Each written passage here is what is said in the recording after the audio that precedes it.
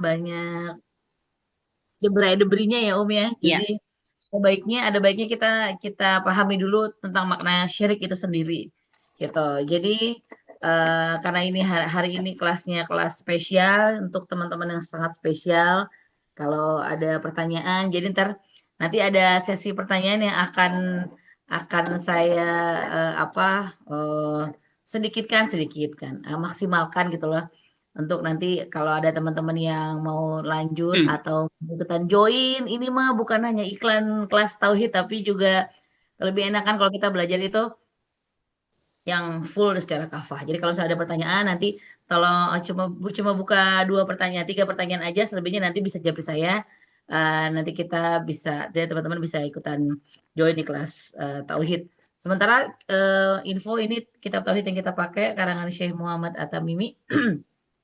Karena dari Dirul Muslimah pun kita cuma pakai ini ya, teman-teman. Baik, Om, Tafadol silahkan dimulai. Baik, jazakumullah khairan kasiron, Mbak Winda dan teman-teman yang sudah hadir. Rabbi zidni ilma warzuqni fahma. A'udzu bi kalimat tamat min syarri ma khalaq. Assalamualaikum warahmatullahi wabarakatuh. Waalaikumsalam. Waalaikumsalam warahmatullahi wabarakatuh. Alhamdulillah, alhamdulillah alladzi hadana li hadza wa ma kunna linahtadiya laula an hadanallah. Asyhadu an la ilaha illallah wahdahu la syarikalah wa asyhadu anna Muhammadan abduhu wa rasuluh la nabiyya ba'dah. Allahumma shalli wa sallim wa barik ala sayyidina Muhammad Rasulillah wa ala alihi wa ashabi man tabi'ahu wa wala haula wala quwwata illa billah. Rabbi shrah li sadri wa yassir li amri wa hlul 'uqdatam min lisani yafqahu qawli amma ba'du. Alhamdulillah teman-teman kelas yang memang sudah mengikuti sejak bab pertama, alhamdulillah bab 1, 2, 3 itu kita benar-benar kupas tuntas soal tauhid, ya, tentang tauhid, keutamaan tauhid, dan juga secara khusus tentang keutamaan gimana balasannya kalau kita benar-benar memurnikan tauhid kita. Nah, baru deh tuh kita masuk ke bab tentang syirik. Kenapa judulnya takut terhadap syirik? Gitu ya. Kenapa nggak dikasih judul menjauhi syirik? Nanti kita jawab. Kalau kitab tauhid itu kadang-kadang dibahas baru membahas judul pun udah bisa 1 halaman. Jangan lupa siapkan pennya dan note-nya. Bismillah. Jadi eh, tauhid itu nggak akan sempurna kalau kita nggak kenal dengan syirik, gitu ya. Tauhid kita nggak akan sempurna kalau kita nggak kenal dengan kesyirikan. Jadi jangan menganggap tauhid aja yang penting, pokoknya syirik nggak usah kita pelajari, nggak bisa. Ya, karena justru kita biar lebih kenal dengan tauhid, maka kita harus kenal dengan syirik. Orang kalau udah menjalankan tauhid tapi dia nggak kenal syirik, nggak kenal kesyirikan dan jenis-jenisnya, maka justru akan dikhawatirkan dia akan terjatuh dalam kesyirikan. Gitu ya. Jadi dia harus tahu. Dari Umar bin Khattab disebutkan, udah saya share di grup, hanyalah terlepaskan simpul tali Islam sedikit demi sedikit jika tumbuh dalam Islam orang yang tidak mengenal perkara-perkara jahiliyah. Justru kalau dia nggak kenal perkara jahiliyah, maka dia rentan untuk kesandung ke dalam kesyirikan. Nah, pepatahnya juga disebutkan sesuatu akan diperlihatkan keindahannya justru oleh lawannya, gitu ya. Jadi kalau ada lawannya, maka sesuatu itu akan jelas. Contohnya, kita akan tahu berharganya sehat ketika kita sudah merasakan sakit. Benar nggak? Benar banget. Hmm. Kita udah tahu indahnya kelapangan, enaknya, nyamannya ketika kita lagi kesulitan, kesempitan, ya. Kita tahu berharganya orang bekerja ketika kita lagi nganggur. Jadi artinya kita bisa melihat sesuatu itu lebih indah, lebih berharga, dan lebih kenal justru ketika kita kenal dengan lawannya. Makanya sekarang kita harus kenal dengan yang namanya syirik. Ya, nggak ada yang kenal nilainya air kecuali orang yang kehausan. Makan aja kadang-kadang kalau udah lapar pakai tempe sama sambal aja udah enak gitu ya. Atau nasi sama garam aja udah enak. Kenapa ya? Karena kalau kata orang justru lauk paling enak tuh lapar gitu ya. Maka nggak akan ada orang yang tahu nilai tauhid dan pentingnya tauhid ya kecuali orang yang sudah tahu tentang kesyirikan dan jenis-jenisnya. Dia tahu perkara-perkara jahiliyah. Jadi dia bisa menjauhinya dan selalu berusaha menjaga diri dari hal tersebut. Maka kalau ada orang bilang, gak usah kita mempelajari akidah-akidah yang batil. Qadariyah, Jabariyah, Jahmiyah, segala macam, Mu'tazilah nggak perlu kita mempelajari firqah-firqah sesat kayak Khawarij, apalah segala macam nggak. Justru kita harus tahu, justru kita harus tahu. Kalau ada orang yang lagi yang bilang, udahlah zaman sekarang kan udah nggak ada khurafat lagi gitu ya, orang udah canggih, sekarang belajar aja ajarin orang tentang kecanggihan teknologi aja, nggak perlu ngajarin tentang kesyirikan, ya. Apa namanya manusia tuh udah berada di atas tauhid kok sesuai dengan fitrah mereka. Itu juga salah. Ya, orang ini kalau ngomong kayak gitu, dia mengingkari kesyirikan, itu berarti dia justru nggak paham, ya. Maka di sini akidah-akidah batin itu akan terus berkembang selama kita nggak mau tahu tentang kesyirikan. Jadi kalau ngomong soal tauhid, nggak ada yang lebih memahami benar-benar nilai-nilai tauhid seperti para sahabat. Kenapa? Karena mereka pernah merasakan bangkai kesyirikan, gitu ya. Mereka menemukan tauhid justru dengan diutusnya Nabi Sallallahu Alaihi Wasallam. Kalau kata Imam Ibnul Qayyim Al-Jauziyah rahimahullah, ya, ini jadi kita jadi tahu nih, kenapa sahabat lebih unggul dari kita. Alasannya begini ternyata. Kalau kata Imam Ibnul Qayyim Al-Jauziyah rahimahullah, sahabat tuh unggul atas seluruh yang datang setelah mereka sampai hari kiamat. Kenapa? Karena mereka tumbuh di jalan kesesatan. Mereka tumbuh di jalan kesesatan, kekufuran, kesyirikan, dan jalan-jalan yang mengantarkan mereka kepada kebinasaan. Ya kalau kita boleh pikir ya, zaman jahiliyah itu kan pasti mereka udah kufur, syirik, terus jalan-jalan kebinasaan. Mereka kenal sama jalan-jalan itu secara rinci. Nah, lalu datanglah kepada mereka seorang rasul yang mengeluarkan mereka dari kegelapan menuju cahaya, dari kesyirikan menuju tauhid, dari kebodohan menuju ilmu, dari kesesatan menuju kebenaran, dari kezoliman menuju keadilan, dari bimbang dan kebutaan dia menuju petunjuk, ya, dan penglihatan. Maka mereka pun sangat mengerti akan nilai apa yang telah mereka raih dan mereka dapatkan serta nilai yang mereka ada di atasnya. Jadi kalau mau ditulis pakai bahasa sendiri, sahabat-sahabat Nabi itu lebih unggul dari kita sampai hari kiamat justru karena mereka sudah pernah berada dalam kegelapan, gitu ya. Bodoh, gelap, tanpa petunjuk, ya, kesyirikan, kebinasaan seperti itu. Jadi ketika sudah datang Rasulullah SAW, ya, mereka kenallah lawan sesuatu, kelihatanlah indahnya. Maka para sahabat pun semakin bertambah semangat mereka, cintanya mereka bertambah terhadap kondisi baru yang dimana mereka berubah kepadanya. Gitu. Jadi mereka benar-benar, masya Allah, ya, seperti halnya Umar bin Khattab.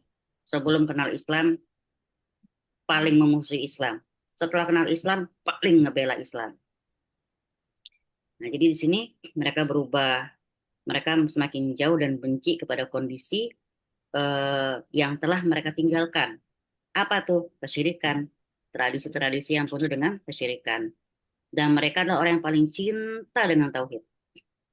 Tauhid, ya. Mereka itu orang yang paling cinta sama tauhid, kemudian iman, Islam. Dan mereka paling benci dengan lawannya tauhid, yaitu kesyirikan. Karena mereka udah tahu jalan-jalannya secara rinci, mereka udah tahu.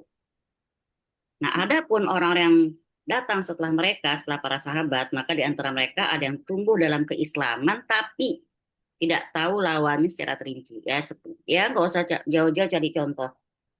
Ya, Mbak Nurul misalnya, Mbak Nurul Ulun nih, pernah testimoni kan, setelah belajar justru semakin tahu. Oh ternyata syirik itu bla bla bla bla bla gitu kan. Jadi kita yang terlahir Islam ini belum tentu kenal syirik secara menyeluruh gitu. Ya, dulu dulu juga saya pernah mengatakan Allah itu ada di mana-mana gitu kan. Pernah juga bilang agama itu semua baik, mengajarkan kebaikan. Ternyata itu salah besar itu nauzubillah gitu ya. Dulu waktu kita kecil. Kemudian Jadi di sini kalau dibilang zaman sekarang orang tumbuh dalam Islam, tapi mereka nggak kenal Islam secara rinci, akhirnya kadang-kadang rancu bagi dia sebagian perkara dari jalan kaum mukminin dengan sebagian perkara dari jalan kaum mujrimin. Nah, rancu tuh. Kenapa? Karena kurang ilmu. Ya, barang siapa yang tidak mengenal jalan kaum mujrimin dan tidak jelas, maka bisa jadi dia menyangka sebagian jalan kaum mujrimin itu dianggap merupakan jalan kaum mukminin. Mujrimin itu yang melenceng ya, yang salah. Itulah ya. Hmm. Justru sahabat-sahabat yang tumbuh dalam suasana kekafiran, kekufuran, kesyirikan, ternyata ketika mereka menemukan bertemu dengan Islam, bertemu dengan hidayah, bertemu dengan tauhid, mereka orang yang paling semangat untuk meraihnya. Contoh misalnya kayak amalan sunnah. Sahabat tuh kalau dikasih amalan sunnah dikerjain sampai mati, gitu ya. Kalau kata kita kan sunnah, sunnah tuh kan kalau dijalankan pahala, nggak dijalanin nggak dosa. Memang, tapi kalau para sahabat sunnah itu udah kayak kewajiban. Dan memang kalau yang namanya sunnah itu memang pahala nggak hilang, cuman pahala taatnya yang hilang, gitu ya. Pahala istiqomahnya hilang. Nah, Ja'far bin Abu Thalib, ya Ja'far bin Abu Thalib radhiyallahu anhu pernah berkata kepada Raja Najasyi, mengakui gitu ya. Ini kalau kalau ngomong Ja'far, kalau teman-teman tahu tentang Ustadz Zakir Naik gitu ya, terus Ustadz Noman Alikan, eh, kalau mau ngebayangin Ja'far ini seperti itu. Jadi jago negosiator. Pokoknya dia yang diutus sama Nabi untuk berbicara. Itu dia biasa menjadi wakil Nabi untuk menyampaikan hal-hal yang harus disampaikan kepada orang-orang yang belum kenal Islam. Jadi dia paling jago untuk bahasa kita berorasi ya, berretorika ya. Saya nggak tahu deh, pokoknya gitu deh. Maka Nabi pun juga berpesan, arti gini, kita jangan cuma menguasain Islam, jangan cuma menguasain Quran, tapi kuasain juga kitab mereka. Makanya kalau kita lihat Zakir Naik kan, Ustaz Zakir Naik, Masya Allah kalau ngomong tuh, yang nanya orang Hindu dia pakai kitabnya sendiri, yang nanya orang Nasrani dia pakai kitabnya sendiri. Makanya mereka terdiam, gitu ya. Nah kata Ja'far gini kepada Raja Najasyi, wahai sang raja, kami dulu pelaku jahiliyah, kami menyembah berhala, kami memakan bangkai.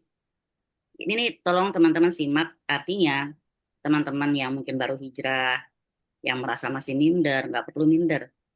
Kita alhamdulillah kalau saat ini kita sudah dapat hidayah, pegang kuat-kuat, gitu ya.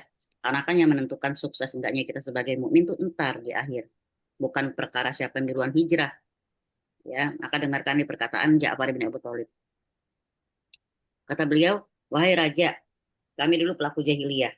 Kami menyembah berhala, kami memakan bangkai, kami melakukan perbuatan-perbuatan tidak senonoh, memutuskan silaturahim, bersikap buruk kepada tetangga, terus yang kuat dari kami memakan yang lemah, kami terus dalam kondisi demikian hingga Allah Ta'ala mengutus kepada kami seorang Rasul dari kami yang kenal nasabnya. Jadi yang diutus oleh Allah Ta'ala kepada mereka itu udah dikenal dari kecil.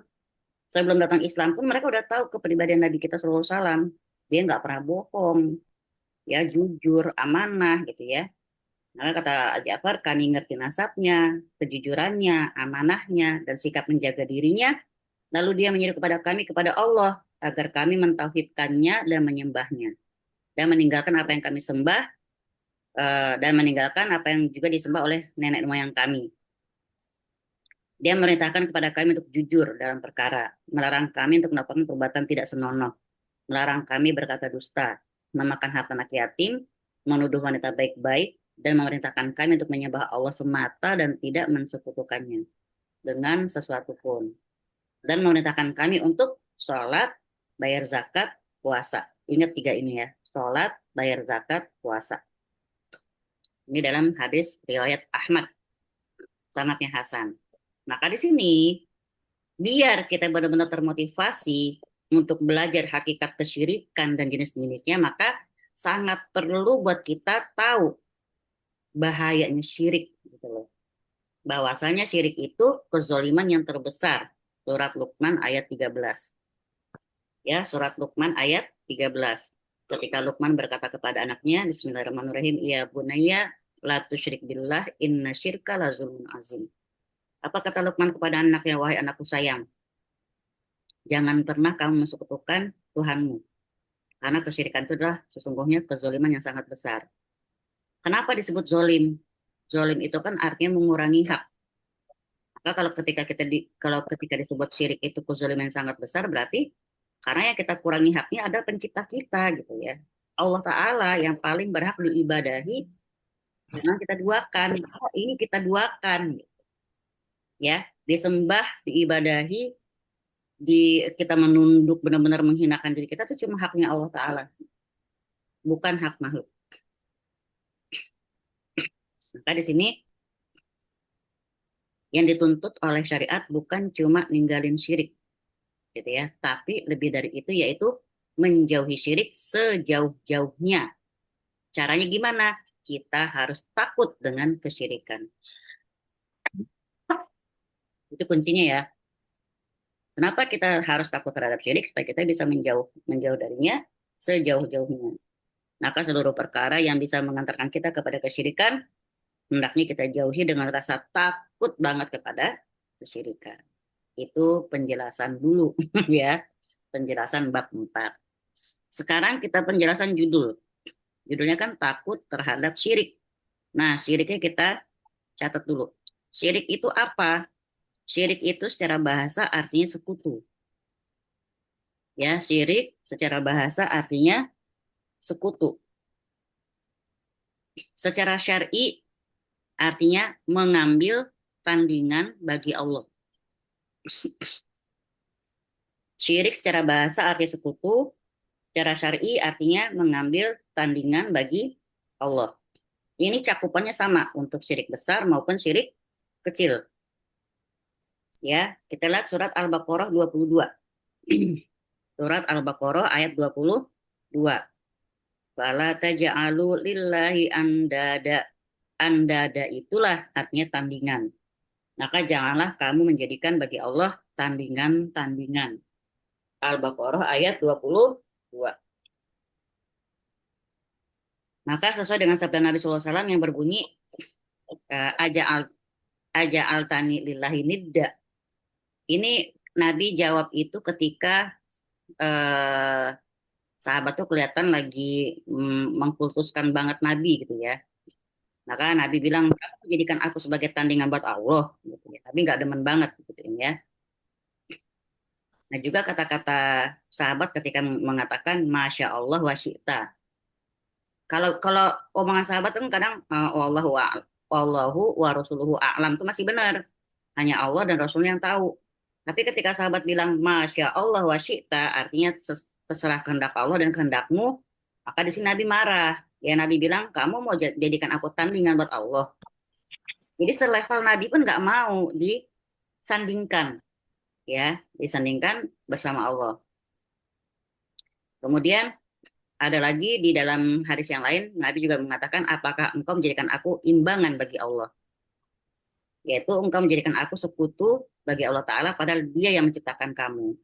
Maka di sini kata-kata nidda, ya nidda, handada itu artinya yang serupa, ya, yang serupa. Maksudnya apa kalau kita ngomong serupa? Ya serupa dalam kita merendahkan diri kita, serupa dalam penghambaan kita kepadanya, serupa dalam ketergantungan harapan kita gitu ya. Makanya kalau dibilang sama Imam Syafi'i rahimahullah, jangan pernah gantungin harapan kita kepada makhluk, yaitu tujuannya untuk menjaga diri kita dari kesyirikan, hatta pun terhadap pasangan kita. Kamu kan kepala keluarga, kamu harusnya bisa mencukupi dong. Kamu kan imam, ya, tetap memang dia imam. Tapi jangan bergantung tuh maksudnya jangan ngarepin bahwa pokoknya dia harus bisa mencukupi. Yang mencukupi itu Allah.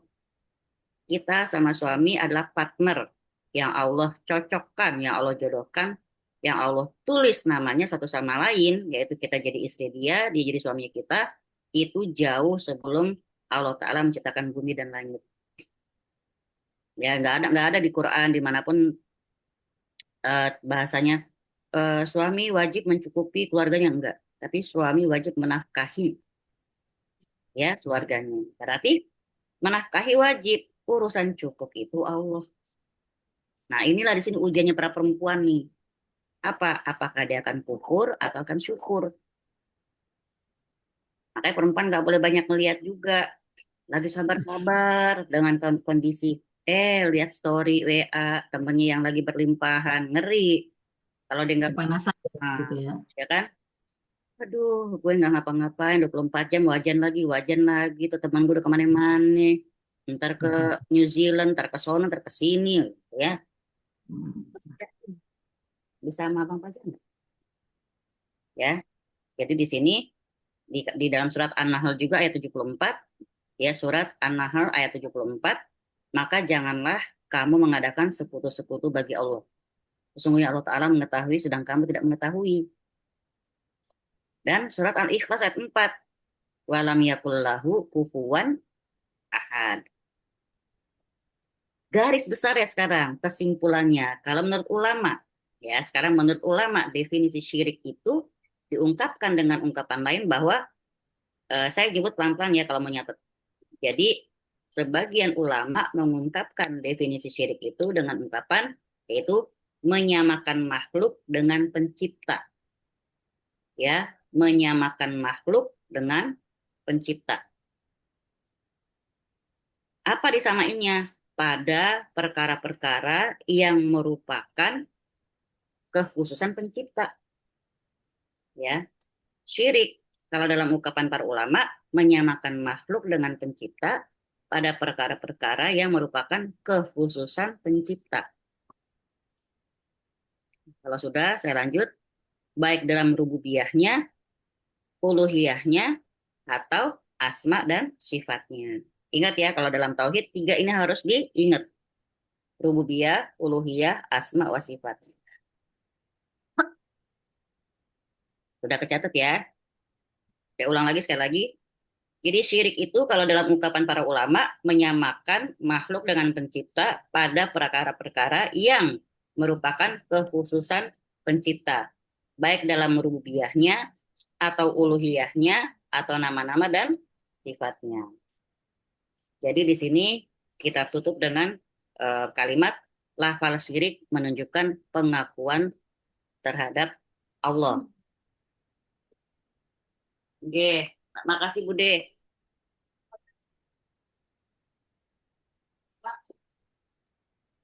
Itu ya. Sekarang kita mulai ke dalil pertama dalam buku ini. Firman Allah Ta'ala di surat An-Nisa ayat 48 dan 116. Anissa 48 dan Ya, 116 itu di buku. oh ya. Di sini disebutkan sesungguhnya Allah Ta'ala tidak akan. Nah, ini di stabilo ini. Ya, Allah Ta'ala tidak akan mengampuni dosa syirik. Dan dia mengampuni dosa, segala dosa yang selain dari syirik itu sendiri. Bagi siapa saja yang dikehendakinya. Berarti apa? Di ayat ini udah jelas-jelas disebutkan bahayanya syirik. Sampai-sampai nggak akan diampuni oleh Allah Ta'ala. Ya, kenapa? Rahmat Allah maha luas. Ya, meliputi segala sesuatu dari timur ke barat. Tapi yang nggak kebagian orang musyrik.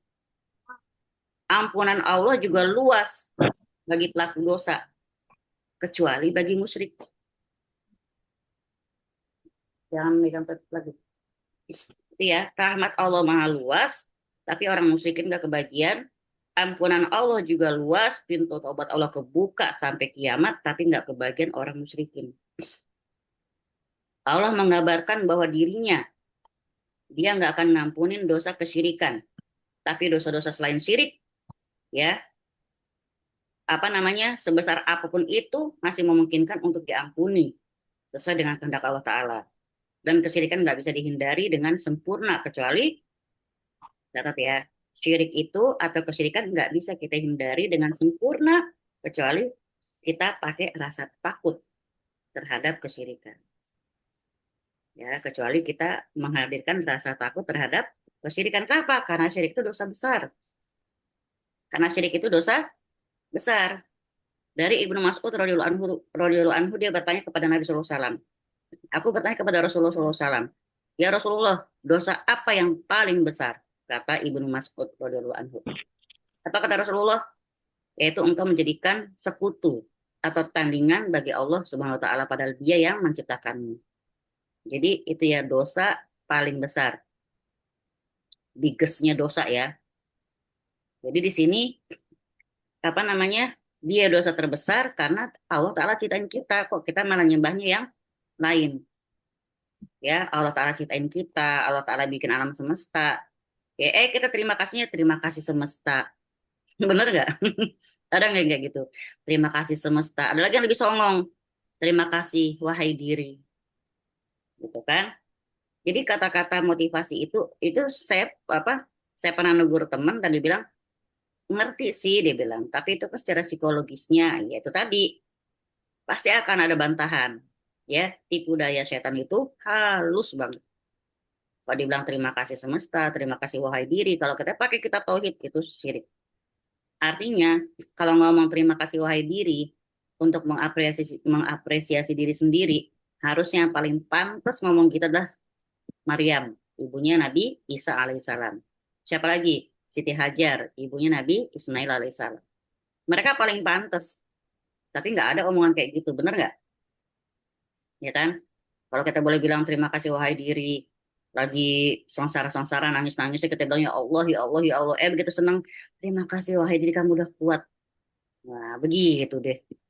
Ya, makanya kalau kita pakai tauhid, wah, kalau ada kata-kata, tapi kita nggak bermaksud, walaupun nggak bermaksud, ya secara lafal saja, udah bener nggak? Kita bilang terima kasih wahai diri, Mbak Ira. Anu di sini asik. Itu Kita siapa terima banget? kasih. Nah, ini psikolog nih Mbak Winda, gimana? Katanya apresiasi diri sendiri. Iya, yang namanya kan ada tuh di psikologi yang namanya ilmu love yourself lah ya, mencintai diri sendiri. Itu sih sebenarnya lebih ke ya udah nggak usah zolim gitu loh kalau kalau misalnya memang mampu untuk memberikan apa ya istirahat gitu kan. Ada juga orang yang ngerasa harus kerja terus gitu sementara badannya atau dianya sendiri itu sebenarnya punya hak untuk istirahat. Nah, itu yang disebut dengan love yourself tuh gitu sebenarnya lebih ke situ memberikan hak badan memberikan hak secara fitrah lah gitu Tapi kalau pakai nggak harus dia berterima kasih seperti titik dia terima kasih wahai diri. iya. Ya. Memang kita sebenarnya kan fitrahnya kita sebagai manusia itu memang harus benar-benar bergantung. Ya kita tuh kayak bahasa kita nggak punya apa-apa, nggak punya daya, nggak punya energi, nggak punya tenaga. La haula wala quwata illa billah. La haula wala quwata illa billah itu kalau kita terjemahkan, la haula, tidak ada daya untuk melakukan kebaikan. Ya. La haula, tidak ada daya untuk melakukan kebaikan, wala quwata, dan menghindari diri dari keburukan, illa billah, kecuali karena Allah nolong. Jadi kita tuh bisa bisa untuk tidak berbuat dosa misalnya, itu semua karena pertolongan Allah, gitu ya. Kita bisa tahajud, bisa rajin ngaji, itu Allah tolongin loh. Dengan apa? Dengan kasih kita tenaga, kasih kita sehat. Bener nggak? Bisa aja kita keinginan punya. Begitu bangun, eh, pinggang pegel, badan linu, mata ngantuk. Akhirnya alarm jam 2 kita matiin lagi, tidur lagi. Kan? Apalagi yang udah lolita seperti saya gitu ya. Lolos 50 tahun. Ya, gitu ya. Jadi syirik itu adalah dosa terbesar yang apa namanya kita lakukan kepada Allah Ta'ala. Nauzubillah, bukan kita ya insya Allah. Karena Allah lah satu-satunya yang hendaknya kita ibadahi. Nggak logis kalau kita diciptakan oleh Allah Ta'ala, maka lalu kita menduakan Allah. Nah sekarang kita akan nyebutin aneka musibah ya. Ada syirik itu kan dua macam. Syirik akbar, syirik asgor. Syirik akbar itu syirik besar, syirik asgor, syirik kecil. Ya, asgor kecil, akbar besar. Syirik akbar, dia disebut dosa terbesar, dosa paling besar. Karena apa? Karena dia mendatangkan berbagai macam kebinasaan. Ya, syirik besar itu kalau kita lakukan akan mendatangkan banyak kebinasaan. Satu, ya, musibah pertama nih. Satu musibah pertama, boleh dicatat. Judulnya syirik akbar itu syirik akbar itu adalah dosa terbesar yang bisa mendatangkan berbagai kebinasaan. Satu, musibah pertamanya apa? Orang yang melakukan syirik akbar, seluruh amalan yang dia kerjakan selama ini hangus, gugur. Coba, nggak tersisa. Ngeri nggak? Udah capek-capek kita jungkir balik sujud, menjaga sujud kita, menjaga wudhu kita, menjaga zikir kita. Gara-gara syirik akbar, amalan itu gugur yang selama ini udah kita kerjakan. Di surat Az-Zumar ayat 65. Surat Az-Zumar ayat 65. Itu ke Nabi loh, Nabi Muhammad. Gimana ke kita? Apa kata Allah Ta'ala di surat Az-Zumar? Jika engkau, wahai Muhammad, berbuat kesyirikan, maka akan gugur seluruh amalanmu, dan engkau benar-benar akan termasuk orang-orang yang merugi. Ya, memang khitabnya, khitab itu pembicaraan ya, khitab dalam ayat ini, Allah Ta'ala kayak lagi ngomong sama Nabi. Tapi sebenarnya ini juga dikatakan kepada seluruh Nabi, seluruh umatnya. Ya, kata Allah Ta'ala di surat Al-An'am 88. Tadi Az-Zumar 65, sekarang Al-An'am 88. Kalau mereka, yaitu para nabi dan para nabi seluruhnya ya maksudnya, kalau mereka berbuat kesyirikan, maka akan gugur seluruh amalan mereka. Itu nabi loh, sampai Rasulullah SAW pun diancam dengan kalimat seperti itu oleh Allah Ta'ala. Gimana kita merasa aman, merasa selamat dari kesyirikan, nauzubillah gitu ya. Artinya gimana selain Nabi, kalau melakukan kesyirikan, udah nggak pakai ragu lagi, seluruh amalannya akan terhapus. Maka sungguh rugi. Kalau orang udah ibadah selama 60 tahun kah, 50 tahun kah, beribadahnya, berhaji, umroh, sedekah, berbakti kepada orang tua, dan aneka rupa ibadah lainnya, tapi di akhir hayatnya, dia terjerumus ke dalam kesyirikan, misalnya nih, berdoa kepada selain Allah, atau menyembelih untuk selain Allah, meninggal di atas kesyirikan tersebut, maka amalannya gugur. Nggak ada nilainya sama sekali. Tapi, sebelum ditanya nih, kalau dia melakukan kesyirikan akbar, tapi dia bertobat sebelum meninggal, amalannya nggak gugur. Gitu ya, nggak gugur. Kalau bahasa orang, ya udah terlanjur digugurin, udahlah nggak usah tobat, salah. Selama dia bertobat sebelum dia meninggal, amalannya nggak gugur. Kenapa? Karena kalau kita lihat tanda bintangnya, tanda bintang tadi ya, Allah Ta'ala mempersyaratkan gugurnya amal kalau meninggal dalam kondisi masih syirik. Ya, itu tanda bintangnya. Kita lihat surat Al-Baqarah 217. Surat Al-Baqarah 217. Jadi kita ambil tuh, ya. Paham di sini ya, insya Allah ya. Pokoknya tanda bintangnya selama kita meninggal dalam kondisi syirik, di situ amalan gugur. Tapi kalau sempat kita bertaubat sebelum kita meninggal, amalannya nggak gugur. Surat Al-Baqarah 217. Barang siapa yang murtad di antara kamu dari agamanya, lalu dia mati dalam kekafiran, maka mereka itulah yang sia-sia amalannya di dunia dan di akhirat. Dan mereka itulah penghuni neraka, mereka kekal di dalamnya. Nauzubillah summa nauzubillah. Itu musibah pertama ya. Musibah pertama adalah apa? Gugurnya amalan kita selama ini. Saya ingat satu hadis disebutin begini. Nabi pernah bertanya kepada para sahabat. Hei para sahabat, hei sahabat, kata Rasulullah SAW. Kamu tahu nggak orang yang bangkrut itu? Kata para sahabat, orang yang rugi dalam perniagaan. Bukan, kata Rasulullah. Orang yang begini, begitu, bukan semua, bukan. Akhirnya para sahabat bilang, Allah dan Rasulnya lebih tahu. Yang gimana dong ya Rasulullah?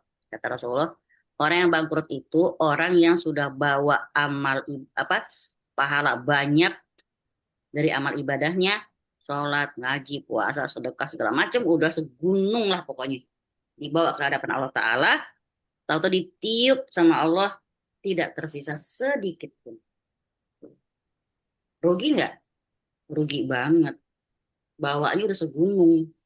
Tapi pas sampai di hadapan Allah, itu amalan itu pahala itu ditiup, bertebaran seperti debu, tidak tersisa sama sekali.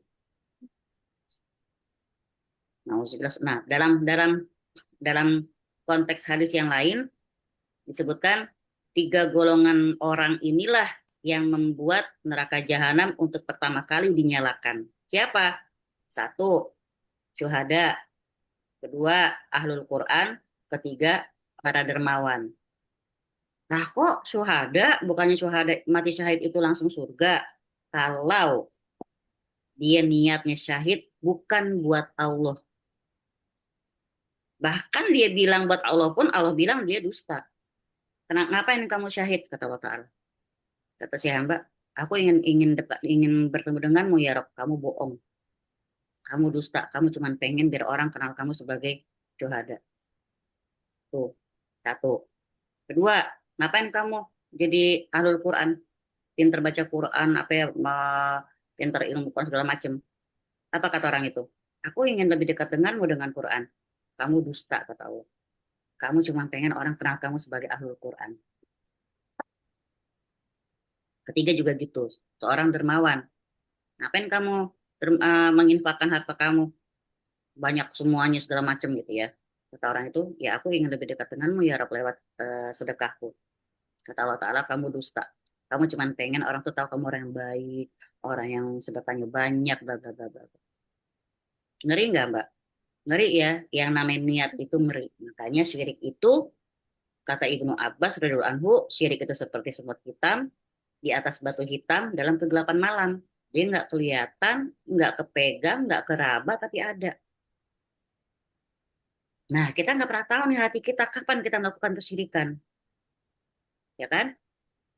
Kita takut besok nggak bisa makan aja, itu udah menghina Allah. Tapi kita mungkin bilang, insya Allah aku nggak akan gitu. Gimana saudara-saudara kita yang memang susah nggak bisa makan? Saya banyak loh ya orang kayak gitu yang suka WA saya. Kadang-kadang dia bilang udah 5 hari cuman makan Indomie satu, airnya dibanyakin. Selama 3 hari, 1 hari Indomie satu. Dia anaknya 3, single parent. Jadi dibanyakin airnya buat makan bareng-bareng. Yang begitu tuh ada, gitu ya. Nah, Kak. Jadi artinya, makanya kadang-kadang kalau disebutkan dalam hadis juga, kadal fakru ayakuna kufro. Kadangkala kefakiran bisa bikin orang jadi kafir. Fakir, kafir. Saking fakirnya, kafir. Makanya orang-orang luar Islam membujuk mereka dengan makanan, gitu ya. Karena emang hati itu apa ya? Saya kalau ngomong sama orang kayak gitu udah susah, ketimpa tangga, digebukin gitu ya. Udah susah makan, udah sakit, udah segala macem. Kita mau ngomong sabar, sabar, itu juga nggak enak gitu kan. Yang jalanin dia, gitu kan. Cuman kita bahasanya kuatin lagi sabarnya ya. Ya kita bisa ngomong apa? Makanya dalam sebuah hadis disebutkan dosa besar orang yang tidur dalam kondisi kenyang sementara tetangganya kelaparan. Nah, kita mungkin akan bertanya, gimana cara kita tahu tetangga kita kelaparan atau enggak? Makanya berbagi. Setiap saat itu berbagi lah. Kalau masak, lebihin, katanya gitu loh, di zaman Rasulullah itu sunahnya seperti itu. Kalau masak sayur, kuahnya dibanyakin, biar bisa kita bagi ke tetangga kanan dan kiri. Bikin kue, bagi, kayak gitulah. Kita nggak pernah tahu, mungkin juga tetangga itu nggak akan ngomong. Karena nggak semua orang tuh seneng set fishing ya. Nggak semua orang demen memamerkan kesusahannya. Ada yang diem sampai asam lambung. Gitu ya. Jadi ini musibah pertama. Musibah kedua, tadi musibah pertama apa? Orang yang melakukan kesyirikan, seluruh amalannya selama ini terhapus. Musibah kedua, orang yang melakukan kesyirikan, syirik akbar ya. Orang yang melakukan syirik akbar, nggak akan diampuni semua dosa-dosanya. Ya, jadi kalau dia meninggal dalam kondisi melakukan dosa besar, misalnya orang meninggal dalam kondisi zina, itu masih mungkin diampuni oleh Allah Ta'ala loh. Kadang kita ini, teman-teman maaf ya, bukan menafikan dosa ya. Kita suka ribut, marah, emosi. Misalnya, ih gila ya, meninggal dalam kondisi berzina. Ih, kacau ya meninggal gitu loh. Padahal itu dosa yang insya Allah masih bisa Allah ampuni. Orang meninggal dalam kondisi lagi ke buka kartu tarot misalnya, lagi ke paranormal misalnya. Alhamdulillah, ya, ini yang nggak akan dapat ampunan dalam kondisi syirik akbar. Itu mustahil dapat ampunan dari Allah Ta'ala. Kenapa? An-Nisa 48 ini. Innallaha la yaghfiru ay yushraka bihi wa yaghfiru ma duna dzalik liman yasha. Sungguhnya Allah Ta'ala tidak akan mengampuni dosa syirik dan dia mengampuni segala dosa yang selain dari syirik itu bagi siapapun yang dikehendakinya. Kalau ya, kalau dosa syirik bisa diampunin, siapa yang paling berhak dapat ampunan Allah Ta'ala? Coba saya tanya teman-teman. Kita bayangkan wajah Rasulullah. Kalau dosa syirik akbar itu bisa diampuni, kira-kira siapa yang paling berhak Allah ampuni pertama kali? Aman Rasulullah. Iya, Abu Thalib, paman Nabi. Aman Rasulullah. Kenapa? Oh, dia paling berhak diampunin karena dakwah Nabi dia bantuin seumur hidupnya. Ada dia, Nabi aman, ya, disokong, disupport sejak awal dakwah Nabi SAW. Dia rela mati buat bela ponakannya itu. Maka Rasulullah pun sangat sayang kepada beliau. Ketika pamannya itu meninggal dunia, Rasulullah di sisinya dengan bilang, wahai pamanku. Jadi dia pengen banget di akhir hayatnya ini kalau bisa ucapannya itu kalimat tauhid. Maka kata Nabi SAW, wahai pamanku. Kalau bahasa Arabnya, wahai pamanku sayang. Ucapkanlah la ilaha illallah. Kalimat yang nanti bisa aku jadikan hujah di hadapan Allah Ta'ala untukmu. Itu ya, walaupun seumur hidupnya nggak ngakuin Islam, tapi kata Nabi, kalimat itu aja. Aku kan bisa bela engkau di akhirat nanti ya, wahai paman. Tapi emang kurang ajarnya Abu Jahal di sampingnya malah nempongin terus. Jangan. Itu agama leluhur kita, bla bla bla bla kayak gitu. Jadi setiap Nabi ngomong di tempong lagi sama. Jadi bahasa dia antara ponakan dan teman sebayanya, gitu loh. Di sini Pak Abu Thalib tuh bingung, kanan kiri. Akhirnya apa? Nggak sempat ngucapin kalimat tauhid di akhir hayatnya, meninggal dalam kondisi kesyirikan. Sayang banget nggak beliau? Hancur nggak hatinya? Nangis nggak? Ada nangis gitu ya. Dia orang baik banget gitu loh. Nabi mintain ampunan buat pamannya. Apa jawaban Allah Ta'ala? Di surat At-Taubah 113. Ini juga pelajaran buat kita yang mungkin orang yang kita sayangi, orang yang kita kasihi, nggak juga dapat hidayah sampai akhir hayatnya, itu udah nggak bisa doain. Coba buka surat At-Taubah ayat 113. Nabi nangislah Nabi. Minta ampunan buat pamannya. Karena memang seumur hidupnya belain dakwah Nabi. Apa kata Allah Ta'ala? Tidak pantas bagi Nabi dan juga tidak pantas bagi kaum mukminin. Berarti kita nih yang dibilang sama Nabi, sama Allah Ta'ala. Tidak pantas bagi Nabi dan tidak pantas bagi kaum mukminin untuk apa? Memohonkan ampunan kepada Allah bagi orang-orang musyrik walaupun dia adalah kaum kerabatmu. Setelah jelas bagi mereka bahwasanya orang-orang musyrik itu adalah penghuni neraka jahanam. Artinya udah jelas buat mereka Islam tuh benar, udah kita ajakin dengan jelas segala macam sampai nyawanya lepas nggak ngucapin kalimat tauhid selesai. Ya, dan nggak pantas kita mintain ampunan buat mereka. Maka kalau Abu Thalib yang segitu gede jasanya kepada Islam, itu pun nggak dapat ampunan Allah Ta'ala, gimana dengan selainnya? Maka orang yang meninggal dalam keadaan musyrik tidak ada kemungkinan untuk diampuni Allah Ta'ala di akhirat nanti. Kenapa? Karena dia sudah melakukan dosa yang paling besar. Ya, ada diledekin Nabi SAW sama kerabat-kerabat pamannya seketika Abu Talib nggak ada. Muhammad, kamu seumur-umur hidup kamu selama dakwah kamu itu dibantu sama Tuhan kamu, ya hartanya, pakai jiwanya, pakai tenaganya, ngelindungin kamu, ngejagain kamu, menyokong kamu. Apa balasan kamu buat paman kamu? Kamu nggak bisa minta syafaat tuh buat pamanmu. Tuh. Kata Nabi SAW, udah, aku mohon sama Allah Ta'ala biar pamanku dapat syafaat. Kalau ya dikasih, apa bentuk syafaatnya? Kalau enggak karena syafaat Nabi, entah di mana posisi Abu Thalib di neraka. Tapi karena syafaat dari Nabi SAW, maka Abu Thalib dapat siksa neraka yang paling ringan. Apa paling ringan? Api neraka itu cuma sebatas mata kaki Abu Thalib. Tapi itu bikin otaknya mendidih. Jadi api neraka cuma sebatas mata kaki, tapi otaknya mendidih. Itu siksa neraka yang paling ringan. Jadi dosa-dosa lain kayak zina, ngerampok, ngebunuh, korupsi, nauzubillah misalnya ya, paling benci orang korupsi, durhaka sama orang tua, dan semua yang berkaitan dengan hak hamba itu berbeda dengan syirik. Kalau syirik udah kaitannya dengan hak Allah Ta'ala.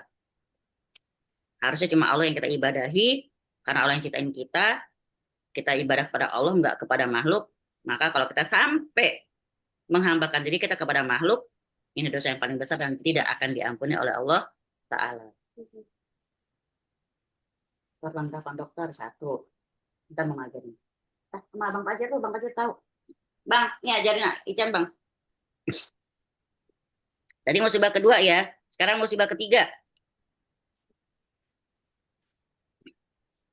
Musibah ketiga, orang yang meninggal dalam kondisi melakukan syirik akbar, apa yang didapat? Mustahil masuk surga. Mustahil masuk surga. Udah mustahil loh. Ya, mustahil masuk surga dan kekal di neraka jahanam. Kalau dia bilang kekal berarti selama-lamanya. Nggak ada expired date-nya.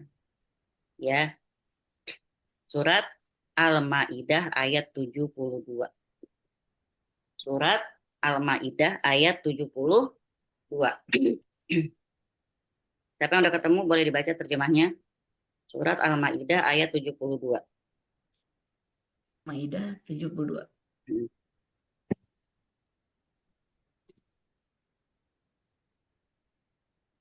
Sungguh telah kafir orang-orang yang berkata, sesungguhnya Allah itu dialah Al-Masih putra Maryam. Padahal Al-Masih sendiri berkata, wahai Bani Israel, sembahlah Allah Tuhanku dan Tuhanmu. Sesungguhnya barang siapa mempersekutukan sesuatu dengan Allah, maka sungguh Allah mengharamkan surga baginya. Dan tempatnya ialah neraka. Dan tidak ada seorang penolong pun bagi orang-orang zolim itu. Ngeri ya. Al-Maidah 72. Saking mustahilnya, ya, jadi biar teman-teman paham mustahil ini maksudnya apa, lihat surat Al-A'raf ayat 40. Surat Al-A'raf ayat 40. Jadi di sini kan udah dibilang surga haram buat dia, tempat kembali neraka. Nggak ada penolong bagi orang-orang zolim. Kecuali, ya, orang musyrik benar-benar nggak bisa masuk surga, ya Allah, nggak bisa. Kecuali kalau onta udah bisa lewatin lubang jarum, bisa, boleh. Allah bikin pengumuman seperti itu. Surat Al-A'raf 40. Sesungguhnya orang-orang yang mendustakan ayat-ayat kami dan sombong kepada ayat-ayat kami, sekali-kali tidak akan dibukakan bagi mereka pintu-pintu langit dan mereka tidak akan masuk ke dalam surga sampai unta bisa masuk ke dalam lubang jarum. Jadi kalau onta udah bisa masuk lubang jarum, ya mungkin mereka bisa masuk surga. Dalam artian mustahil, gitu ya. Adalah itu suatu kemustahilan. Orang yang meninggal dalam kondisi syirik tidak akan diampuni oleh Allah Ta'ala, seluruh pahalanya sia-sia, tidak akan bisa masuk ke surga.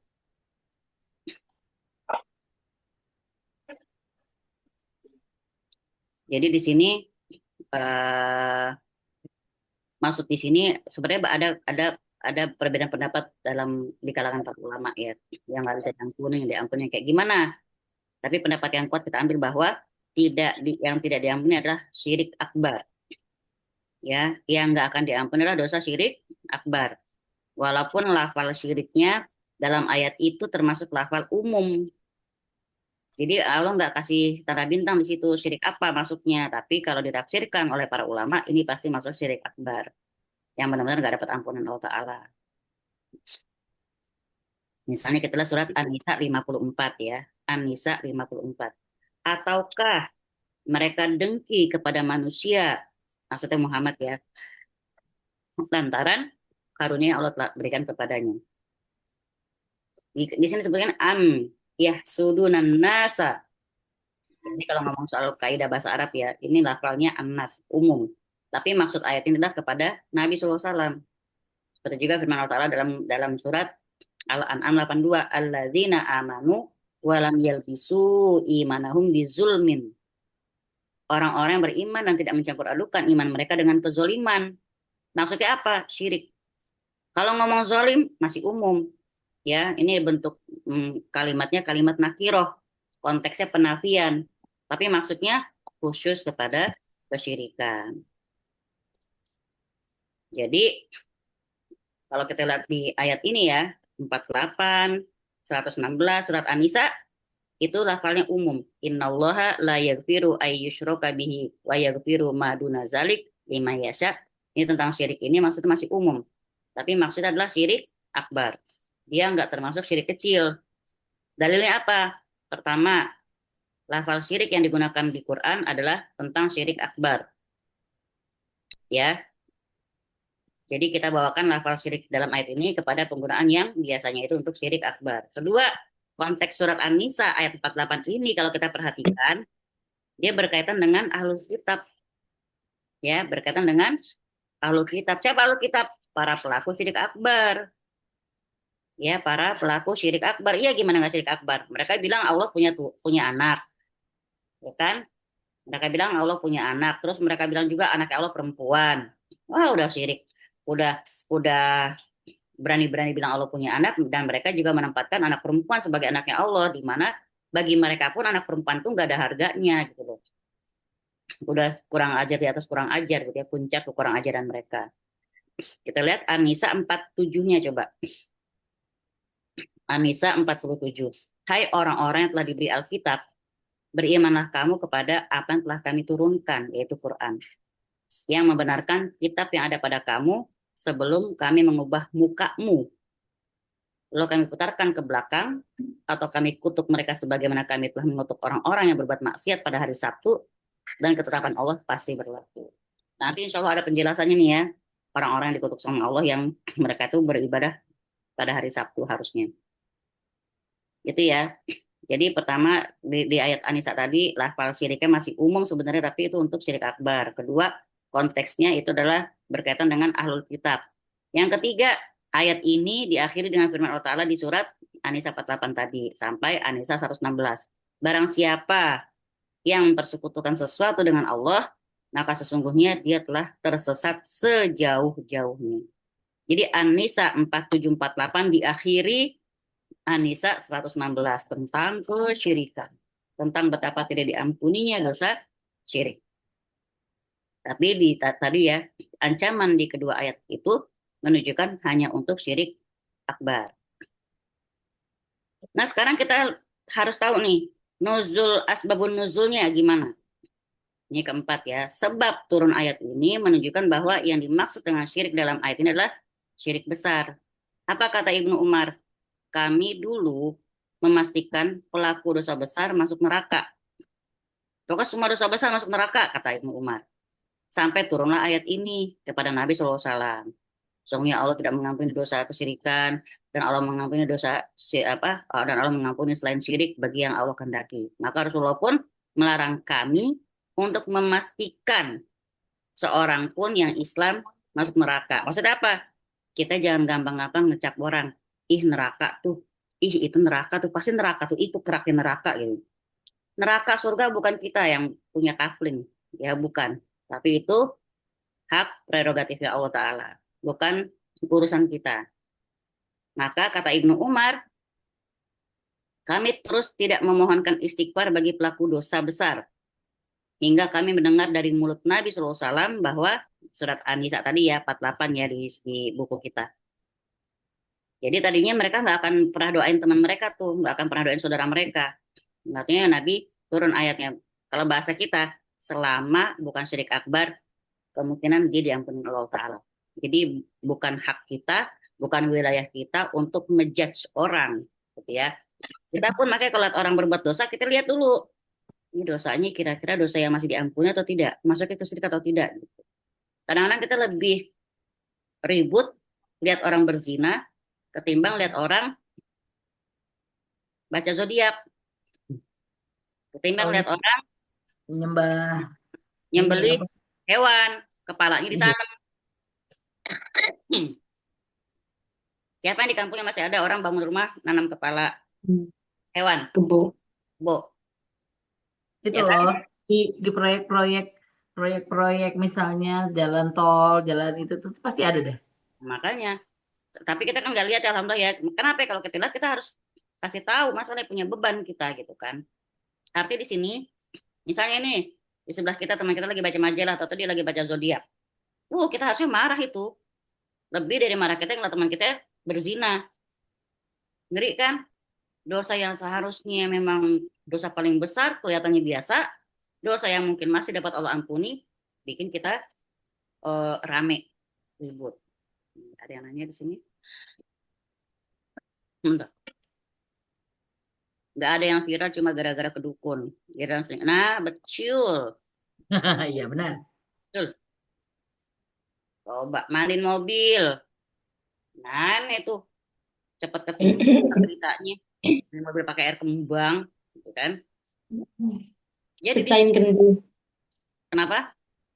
Kendina dipecahin di Nah, mobilnya. makanya, gitu kan?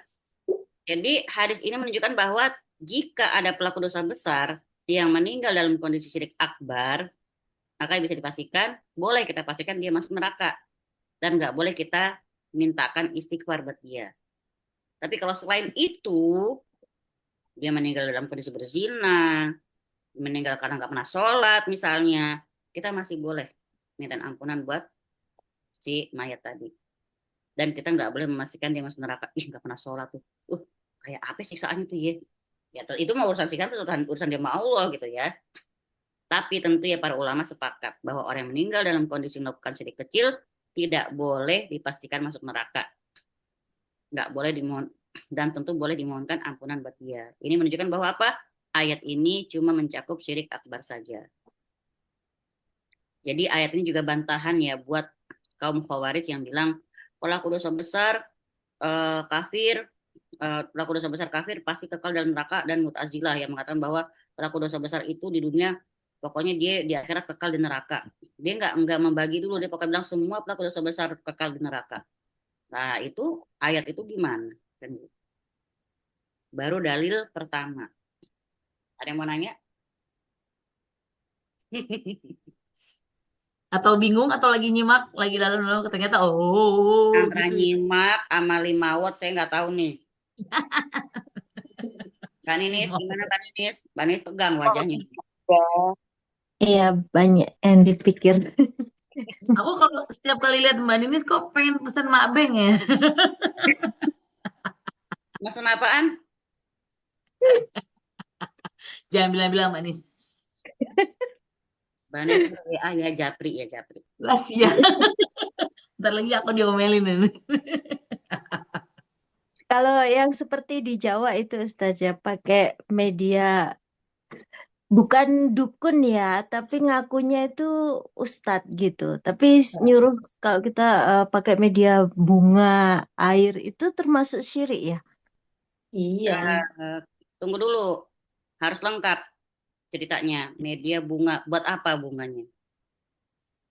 Em, em, buat magerin rumah gitu misalnya, menjaga biar tidak dilemparin sihir seperti itu contohnya. Terus dia pakai bacaan nggak? Yang berdoa dianya ustadznya gitu, Dan kita ustadznya nggak dia. dengar. Doanya apa? Enggak. Kan saya ngerinya tadi bacain doa masuk WC gimana? Gitu kan? Oh ya. Ya. Dia mendoakan jadi kita kayak bukan kita ya. Maksudnya saya lihatnya begitu. Eh, Nah, masih kalau ada Mbak orang Ninis lain. nanya syirik apa enggak, saya juga nggak berani ngomong langsung ya, karena saya nggak tahu apa yang Mhm. ya. Dan kalau cuma sekedar bunga, memang sebenarnya tidak ada syariat dalam Islam pakai bunga gitu ya. Tapi kan Tapi ini juga saya belum punya bukti jelas untuk bilang, ih dia syirik, nggak bisa. Cuma memang sekarang ini banyak banget uskun, kikun, gitu ya. Uskun siapa Mbak Nis? Uskun tuh ustadz, tapi prakteknya kayak dukun. Kikun, kiai, tapi kayak dukun. Jadi mirip-mirip sama dukun lah itu tadi, pakai bunga. Padahal kalau kita orang Islam secara syariat cukup air saja yang kita bacakan, air-air ruqyah. Nah, pertanyaan Mbak Nis, apakah itu termasuk kesyirikan? Saya belum bisa jawab. Karena pertama kita nggak tahu apa yang dia baca. Nah, tapi saran saya kalau kita minta tolong sama orang yang kita anggap paham agama, kalau dia baca, Ibu Winda kalau ngomong di mute Ibu Winda, lupaan dia. Nah, jadi kalau misalnya dia baca, kita harus tahu apa yang dia baca. Kita harus dengar. Hatapun dia cuma baca Al-Ikhlas, Al-Falaq, Anas, nggak apa-apa. Masalah yang kita ngeri kalau dia, karena banyak orang ketika bacaan Quran dikerasin, ketika mantra dia pelanin. Ada yang campur-campur gitu. Kalau bisuhak bil batil, dia mencampur adukan yang hak dan yang batil. Banyak banget. Nggak usah sampai seperti pakai bunga ya. Contoh, dulu waktu saya pesantren di Bogor misalnya. Oh itu ada ayat Qurannya, ada mantranya, yang katanya buat melet lah, buat bikin orang langsung mati lah. Pesantren loh, saya pesantren loh. Terus Makanya kan, pakai tulisan Arab juga kan itu? iya pakai tulisan Arab tapi pakai tinta merah. Kalau pengen bikin orang tuh sakit-sakitan, kurus sampai meninggal, itu saya tahu caranya gitu loh. Nauzubillah. Pakai Quran itu. Ya, tapi Kalau bikin sampai kurus doang nggak sampai meninggal nggak deh? sampai meninggal sayang. Sampai Oh, meninggal. Jadi maunya sampai kurus doang. pelan-pelan. Dan jangan ada yang japri saya nanya ayatnya ya. Bu Bima gede banget ketawa. Jangan Bu, jangan Bu. Saya nggak akan jawab. Nah, kita jawab lagi japri chat.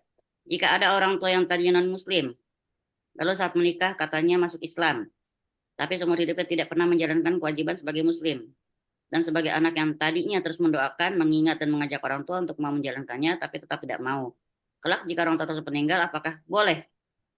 Boleh. Yang penting gini Mbak Mer, kita jangan menyusahkan pikiran kita dengan sesuatu yang tidak kita lihat dan tidak kita tahu. Kalau kata Nabi SAW, kaidahnya adalah kita hukumi yang kelihatan mata kita. Apa yang Mbak Mer tahu, dia masuk Islam. Oke. Tapi nggak pernah sholat, urusan dia. Yang kita yakini, dia meninggal dalam kondisi masih muslim. Berarti bukan syirik akbar. Dan dia nggak pernah kedukun misalnya. Cuma dia memang tidak pernah sholat, tidak pernah menjalankan kewajibannya, misalnya nggak puasa. Boleh nggak didoain? Boleh. Ya, boleh didoakan. Karena prinsip kita di surat An-Nisa tadi, ya, dalil tadi adalah azumat tadi ya, selama dia tidak meninggal dalam kondisi syirik, kita boleh mendoakan dia. Misalnya menjawab ya Mbak Mer ya. Ya, Ustazah. Baik. Kalau nggak ada yang nanya, saya ke dalil kedua. Wajinubni wabani an na'budal asnam, dan jauhkanlah aku beserta anak cucuku dari menyembah berhala. Teman-teman yang punya anak, dibaca juga ini jadi doa kita. Karena akhir zaman ke depan makin bahaya. Ya, AI coba lihat betapa gampangnya nanti ke depan itu akan membuat fitnah sono sini. Kenapa dibilang akhir zaman fitnah dahsyat? Apa arti dahsyat? Dahsyat itu artinya sampai-sampai orang yang pinter, orang yang paham agama pun sampai bingung, ini yang benar yang mana. Ngeri nggak? Ngeri, kasihan anak cucu kita. Maka kita minta sama Allah Ta'ala, ya Rob, wajinubni wabaniya anak budal asnam, ya Allah, jauhkanlah aku dan anak cucuku dari menyembah berhala. Berhala-berhala itu nanti banyak banget bentuknya kan. Ya untuk generasi sekarang aja berhala gepeng itu udah ada kan. Apa berhala gepeng? iPhone. Demi bisa dapat beli iPhone, banyak remaja-remaja yang rela misalnya ada pokoknya melakukan hal yang tidak senonoh. Di dalil kedua doanya siapa sih ini? Doanya Nabi Ibrahim. Agar dia dan anak keturunannya dijauhkan dari kesyirikan. Dan udah kita jelasin kemarin ya tentang iman dan keduanya Nabi Ibrahim yang benar-benar pertama kali memurnikan tauhid. Jadi kalau kita lihat dari ayat ini adalah apa? Jangan sampai seseorang merasa telah bertauhid sementara dia tidak takut dengan kesyirikan. Alhamdulillah kita udah muslim. Tenang. Emang tenang dengan tauhid, tapi harus takut dengan syirik. Apa? Doain anak-anak kita, doain anak keturunan kita. Ya kalau sampai Ibrahim aja takut terjerumus dalam kesyirikan, apalagi kita. Padahal Ibrahim udah jelas-jelas ngancurin berhala, udah jelas-jelas apa namanya depan mata dia keganti Ismail dengan kibas, udah jelas-jelas selamat dia dari api yang menyala-nyala. Harusnya lebih udah lebih mantap ya. Itu pun dia masih takut dengan kesyirikan. Gimana kita gitu ya? Maka kita baca surat Ali Imran ayat 8. Doanya nih, Mbak Ninis, Mbak Ira, Ibu, semuanya, Mbak Rini. Ali Imran. Rabbana la tuzigh qulubana ba'da idh hadaytana wa hab lana min ladunka rahmah innaka antal wahhab ayat 8. wa taqabbal minna innaka. Cakep. Jadi gimana? Lihat, mereka aja mohon sama Allah biar nggak menyimpang. Justru mereka udah dapetin hidayah. Makanya perkara yang sangat aneh kalau Ibrahim aja khawatir dirinya, keturunannya sampai terjerumus dalam kesyirikan, sementara kita gampang banget ya, apa namanya, maaf banget nih. Kalau kata ulama sih gini, kalau emang punya rezeki untuk jalan-jalan, dahulukan negara-negara yang muslim dulu, misalnya umroh dulu, haji dulu, baru setelah itu kemana lah. Tapi jangan duluin ke negara-negara yang musyrik benar-benar, misalnya kayak ke Thailand gitu ya. Nah, kalau kenapa-napa kita di tempat negara yang tidak menyembah Allah gitu loh. Artinya selevel Nabi Ibrahim aja takut jangan sampai anak cucunya jatuh ke dalam kesyirikan. Kadang-kadang orang-orang kita gampang banget tinggal bersama orang kafir tanpa kondisi darurat. Sebenarnya kalau dia bisa menghindar, mungkin dia bisa menghindar. Gimana anak cucunya kelak? Ini tentang orang yang mencari tempat tinggal misalnya. Mbak Ninis nggak termasuk ya. Kan di Bali tuh. Misalnya di komplek nih. Sudah agak baper tadi. Kebanyakan semua nonis misalnya. Kita berani tinggal di situ. Padahal kita punya anak. Maka kita sebenarnya sebagai orang muslim harus minta sama Allah Ta'ala sebelum kita pindah rumah. Apa bilangnya? Allahumma anzilni munzalan mubarakan wa anta khairul munzilin. Ya Allah, berikanlah kami tempat tinggal yang penuh keberkahan. Sehingga Engkau sebaik-baik memberi tempat tinggal. Ya, semua kita boleh sekarang berdoa seperti itu. Jadi jangan sampai merasa aman ketika kita tinggal di tengah-tengah orang musyrik. Ya, dekat kita wihara, sebelah sono pura, mau sudah menzalik. Kitanya nggak apa-apa, tapi anak cucu kita kasihan. Kata Ibrahim At-Taimi rahimahullah, beliau berkata, dan siapakah yang merasa aman dari bencana setelah kekasih Allah Ta'ala Ibrahim berkata, ya Rob, jauhkan aku dan anak keturunanku dari menyembah berhala. Sekelas Ibrahim aja ngomong begitu. Ya, realitanya kebanyakan orang nggak takut kepada kesyirikan. Kalau kita boleh bilang takut nggak mereka sama kesyirikan? Kebanyakan orang sekarang nggak ada yang takut. Siapa yang sebenarnya takut sama kesyirikan? Siapa yang takut kesyirikan tuh dan benar-benar berusaha memurnikan tauhidnya? Ibrahim, tapi masih dia berdoa seperti itu. Nabi Ibrahim berdoa berjauhkan dirinya, anak keturunannya. Bahkan Nabi SAW pun juga berdoa, ya Allah janganlah kau jadikan kuburanku berhala. Nah, di ayat yang lain Allah Ta'ala berfirman tentang perkataan Ibrahim tadi. Al-Ankabut ayat 17. Ya, surat Al-Ankabut ayat 17. Apa kata Allah Ta'ala di sini? Sesungguhnya apa yang kamu sembah selain Allah itu adalah berhala dan kamu membuat dusta. Al-Ankabut ayat 17. Ini perkataan Ibrahim kepada kaumnya. Jadi memang di zaman Ibrahim kaumnya itu ya bisa jadi kaum Ibrahim itu ada yang memang menyembah berhala sebagian, ada yang menyembah wasan, ya, ada yang menyembah segala macam lah, benda-benda langit dan segala macamnya. Tapi maksudnya asnam ini adalah untuk berhala. Dari ayat Ibrahim 35 ini ada 3 faidah yang kita bisa ambil. Satu, pertama, kita harus takut sama kesyirikan. Kita harus takut dengan kesyirikan. Ini kayaknya kitab ini 2 sesi ya. Pertama, kita harus takut dengan kesyirikan. Kedua, disyariatkan untuk berdoa. Ya, disyariatkan untuk berdoa untuk diri sendiri dan anak keturunan agar jauhkan dari kesyirikan. Jadi kita harus masuk dalam agenda doa-doa kita tuh. Disyariatkan berdoa untuk diri sendiri dan anak keturunan agar dijauhkan dari kesyirikan. Ketiga, bantahan terhadap sebagian orang jahil itu apa? Orang-orang bodoh itu ya, orang kafir ya, yang bilang nggak akan terjadi kesyirikan kok pada umat ini, gitu.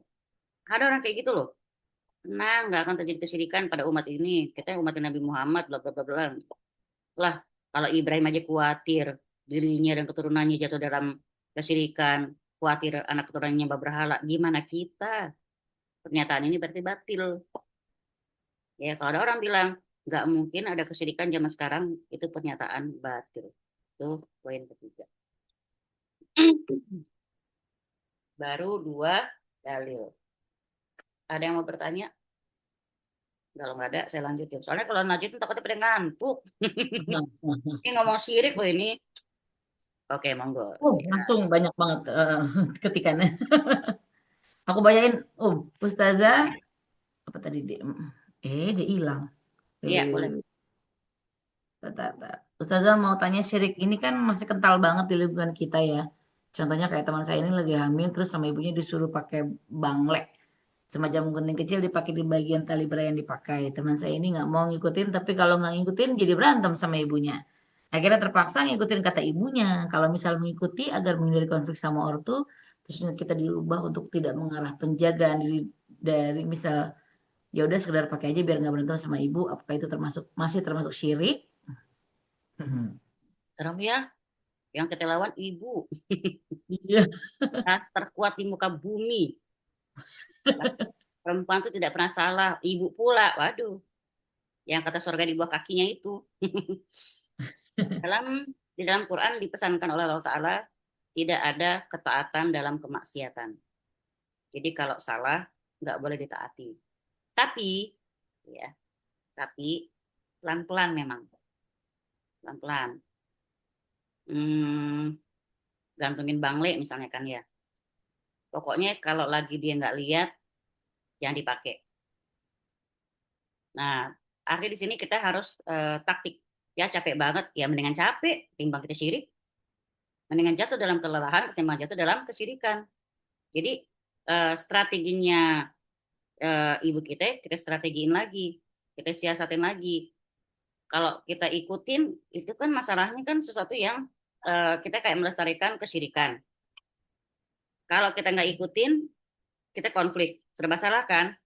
Jadi disiasati. Aku bikin sesuatu yang mirip-mirip bangle gitu loh. Apeknya pakai tanah liat ya, apeknya gitu. Apaan yang mirip bangle itu? Ya bikin gitu dari clay gitu kan bisa. Clay. Emang enak lo setan, lo bisik-bisikin mak gue siasatin lagi gitu. Jadi kita siap-siap si setan kita setanin balik ya. Iya, jangan mau kita kena tipu daya mereka. Oke, pokoknya kita harus jadi muslim yang pinter. Iya benar Mbak Rini. Kita dulu taunya syirik itu cuma nyembah berhala, patung, sama kedukun.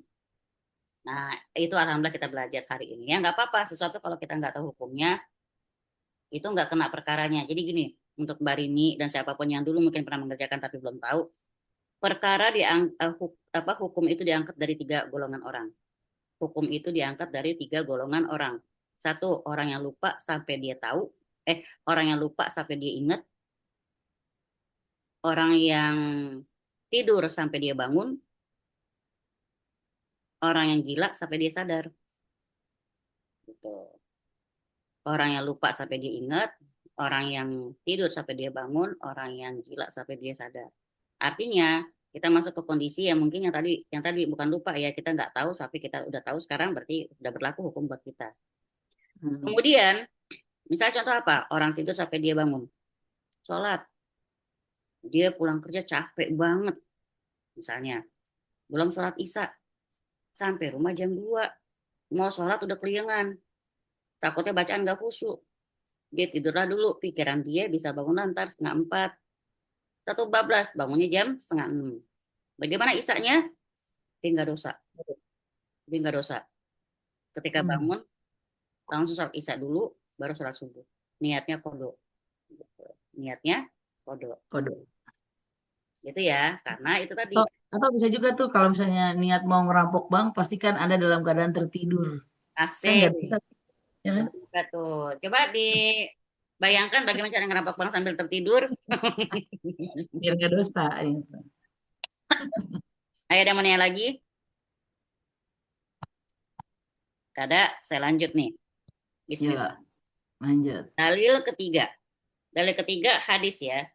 Rasulullah SAW bersabda, Akhwafu ma akhafu alaikum syirku al-asgor.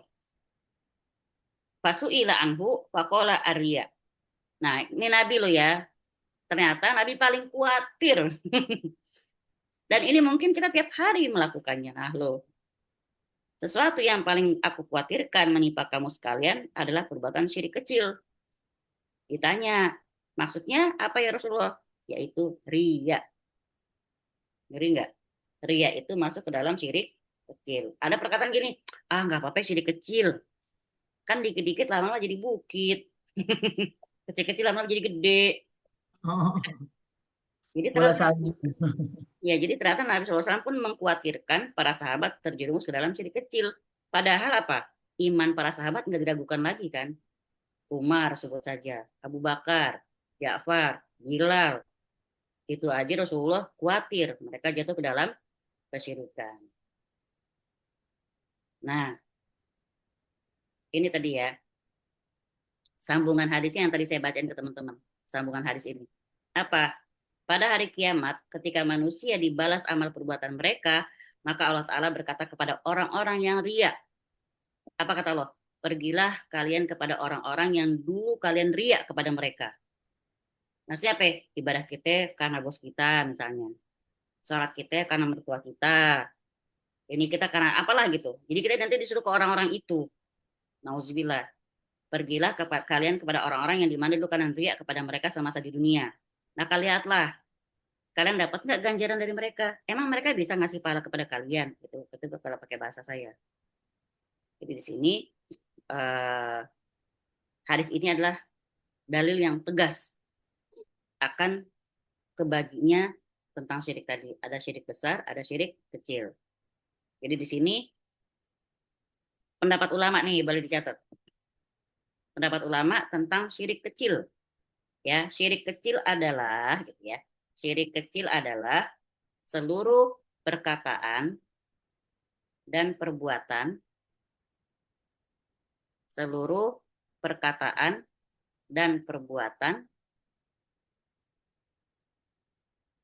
yang mengantarkan kepada syirik besar.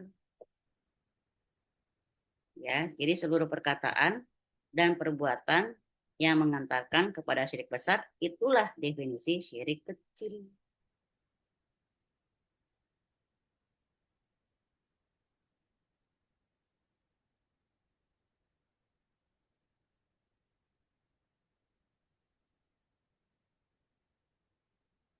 Sekarang kita kasih highlight perbedaan antara syirik besar dan syirik kecil. Ya, kasih judul baru, perbedaan antara syirik besar dan syirik kecil. Nanti kalau saya tanya jangan sampai nggak bisa jawab. Terutama banget Bu Winda. Perbedaan antara syirik besar dan syirik kecil. Satu, kalau syirik besar itu menghapuskan seluruh amal. Syirik besar menghapuskan seluruh amal. menghapus seluruh amal. Syirik kecil hanya menghapuskan amal yang disertainya saja. Ngerti nggak?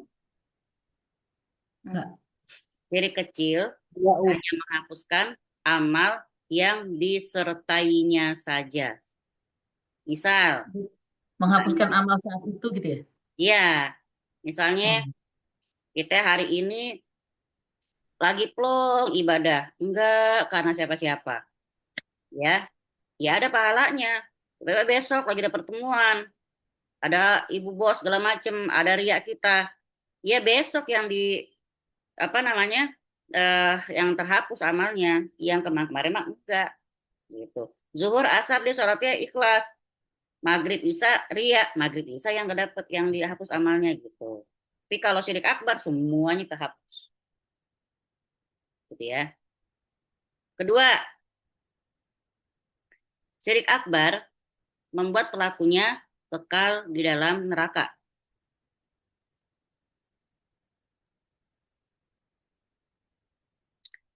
Syirik akbar mengakibatkan pelakunya kekal di dalam neraka. Syirik kecil tidak sampai demikian.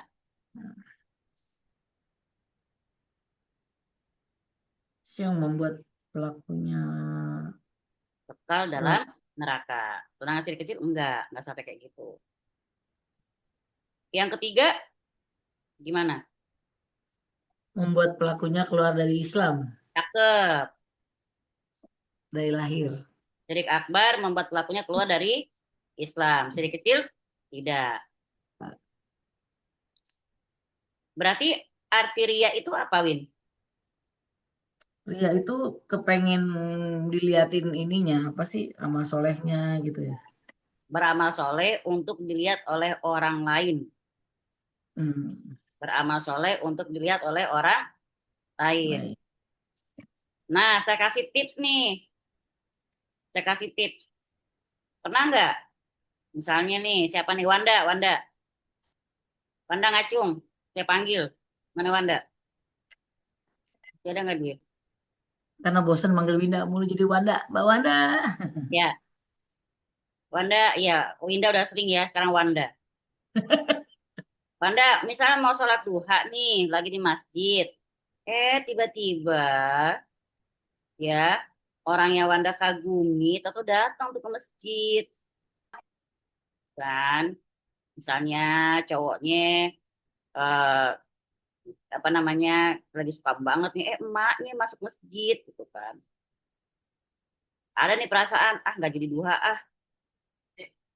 ntar gue dianggap ria lagi. Dia nih lagi hujan. Suaranya hilang ya? Tes tes, Win. Ada ya, kok. Mama Eh, nunggu.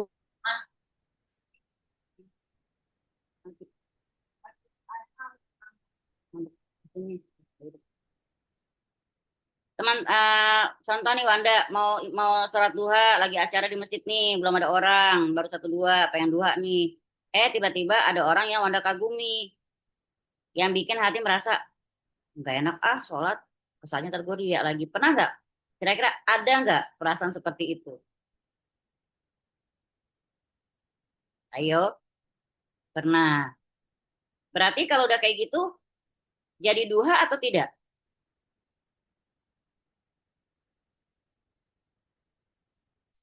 Jawab lagi. Jadi duha atau tidak? Kira-kira.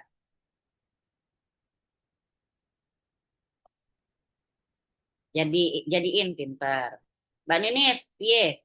Misalnya Mbak Ninis pengen sholat nih, ngaji gitu kan. Ada keluarga lagi udah pada ngumpul. Pengen terusin kagak enak. Kesannya kok kayaknya gue paling solehah banget gitu kan. Mau nggak diterusin lagi nanggung, setelah halaman lagi diselesai. Eh, Nanggung ya. Takut lah dianggap ria. Kira-kira Mbak Ninis kalau lagi takut dianggap ria itu membatalkan atau tetap terusin? Nggak terusin karena takut ria. Iya, cakep ya jawabannya, manusiawi sekali, itu kita banget jawabannya. Jadi jawaban saya gini Mbak Ninis, kita nggak jadi melakukan amalan karena takut dianggap ria, itu sudah ria. Iya. Ya, Zong mana ini sama, aku juga berpikir gak apa-apa, gitu. wajar. Itu jawaban tuh yang saya pengen buat belajar yang lain gitu kan. Jadi kalau kita nggak jadi nih gara-gara antar nenek ntar dibilang ria, udah ria itu. Berarti gimana harusnya? Terusin. Pasti ntar di hati tuh ada yang begini, cie yang paling soleha tuh setan itu.